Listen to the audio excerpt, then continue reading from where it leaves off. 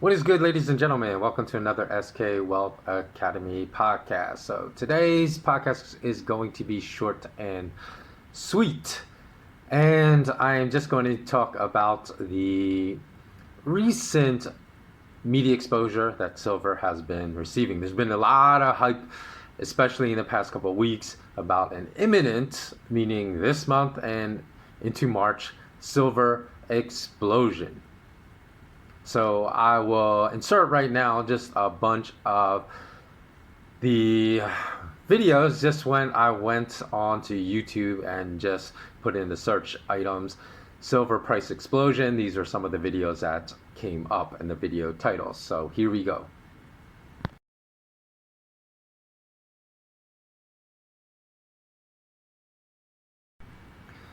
So to be fair, I didn't watch all of those videos. I just watched a few of them that came up in my search for silver price explosion, and a lot of them were talking about imminent meaning this month and leading into March, that we were going to receive a silver price explosion. I think a lot of the excitement came over the fact that silver was rising quickly. It was about $28. I'll tell you what I said when silver futures prices were about $28 to my Patreons over the next week or two. So just make sure, if you're not subscribed, that you hit that subscribe button below, and also you have to hit that notification bell, and you can find out what I told my Patreons. Did I agree with all these people saying a silver price explosion was coming this month and March, or did I disagree? Now, again, to be fair, I didn't watch all of those videos. I don't know. Like a lot of the titles, it certainly sounds like at least it was clickbaity enough to suggest one was imminent. So whether or not they stated in the actual meat of the video that a silver price explosion was imminent or not, I don't know, because I didn't watch them all. But silver prices are still, right now, as I record this on February 22nd, it's still at $27.70 an ounce in the futures market. So pretty close to that $28 an ounce price level at which a lot of these videos were then made. And a lot of statements were made that silver is going to blast right through $30 an ounce, and that would set it off into orbit.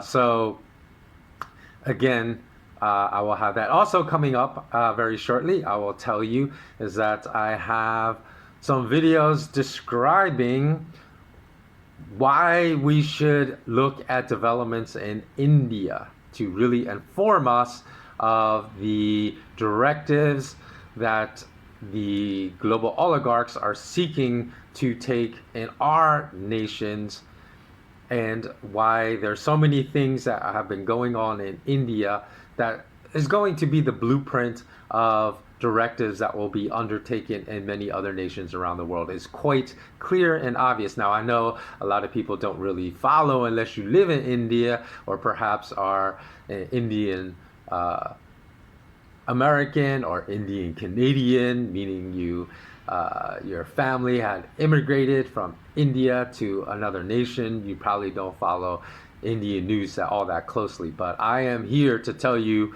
that you should. And I'll release a video just coming in a couple days as far as why India is serving as a breeding ground for all the great reset directives and initiatives. So if you want to know what's coming, we're being told. Just follow what's going on in India.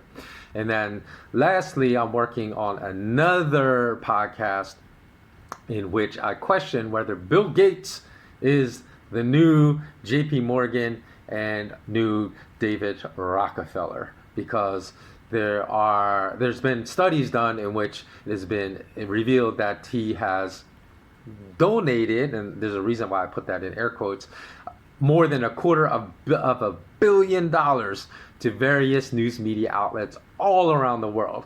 And of course, there are some people, some very, very wealthy people, that will donate money out of the goodness of their hearts, but most have an ulterior motive, and we know who those people who have ulterior motives are. Now, Bill Gates is someone that is really pushing multi-dose vaccine to the virus, And he has also said that nearly every single person in the entire world needs to be vaccinated before he, being the great dictator of the planet Earth, will allow things to go back to normal. So, of course, anyone with common sense knows he's donating more than $250 million to media outlets to influence their narratives, because if they want more money from him to keep going, then they have to push his agenda and his narrative. Of course, all these other media like these media watchdogs will say, well, there's no tie, there's no link that says these people that donate, like Bill Gates, so much money, hundreds of millions of dollars to outlets, has any editorial review. Of course, this is something that is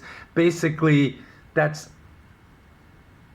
unspoken, but that is, everybody knows that's how it works. If you want our funding to continue, you can't go against, you think these outlets that he's given hundreds of millions of dollars are going to criticize him?